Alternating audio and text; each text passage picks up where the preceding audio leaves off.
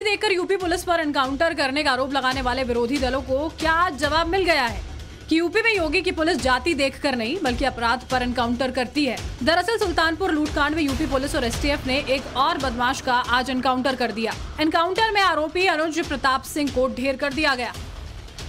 आरोप है कि अनुज प्रताप सिंह ने एसटीएफ कमांडो रवि वर्मा पर फायरिंग की। रवि वर्मा के बुलेट प्रूफ जैकेट में गोली लगी। हेड कांस्टेबल रवि वर्मा बाल बाल बच गए। जवाबी कार्रवाई हुई तो आरोपी अनुज के सिर पर गोली लगी।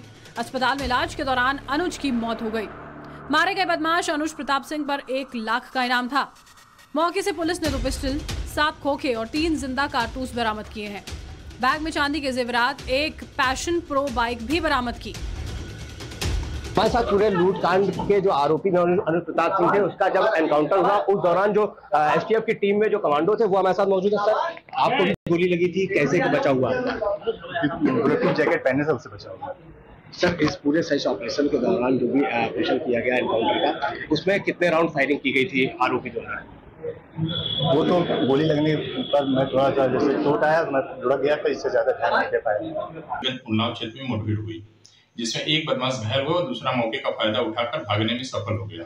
घायल बदमाश की शिनाख्त अनुज प्रताप सिंह पुत्र धर्मराज सिंह निवासी ग्राम जनापुर थाना मोहनगंज जनपद अमेठी के रूप में की गई है, जो 1 लाख का इनामिया था। घायल बदमाश को प्राथमिक उपचार हेतु 108 एम्बुलेंस के माध्यम से सरकारी अस्पताल में भेजा गया, जहां से उसे प्राथमिक उपचार के बाद जिला अस्पताल उन्नाव भेजा गया। जिला अस्पताल में अभियुक्त को चिकित्सक द्वारा मृत घोषित कर दिया गया। सुल्तानपुर लूटपाट कांड में अब तक क्या क्या हुआ है ये भी समझिए। 28 अगस्त को जूलर्स की दुकान में डकैती और करोड़ों की लूटपाट हुई।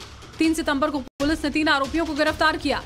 5 सितंबर को आरोपी मंगेश यादव एनकाउंटर में मारा गया और 19 सितंबर को आरोपी अजय यादव एनकाउंटर जिसे एसटीएफ ने गिरफ्तार कर लिया। और आज 23 सितंबर को उन्नाव में आरोपी अनुज प्रताप सिंह एनकाउंटर में मारा गया। अनुज प्रताप सिंह की मौत के बाद हाईकोर्ट के वकील गजेंद्र सिंह यादव ने एनकाउंटर का मामला एनएचआरसी में दर्ज कराया है। साथ ही एनकाउंटर की कार्रवाई रोकने के लिए हाईकोर्ट में जाने की बात कही है।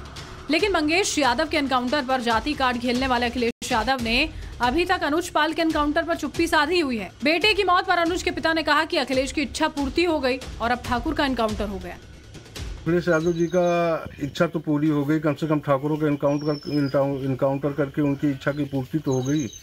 ठाकुर का भी एनकाउंटर हो गया। जिसके पास 35-40 केस है उनका एनकाउंटर नहीं हो रहा, जिसके पास 1-2 केस है उनका एनकाउंटर किया जा रहा है। सरकार की मर्जी, जो मर्जी हो सरकार कराए। बीजेपी का साफ कहना है कि यूपी सरकार जाति देखकर नहीं बल्कि अपराध देखकर एक्शन करती है। उत्तर प्रदेश सरकार जब अपराधियों, माफियाओं और आतंकियों पर कार्रवाई करती है तो जाति और धर्म का चश्मा नहीं चढ़ाती है, बल्कि अपराधी को दंड मिले इसके लिए काम करती है।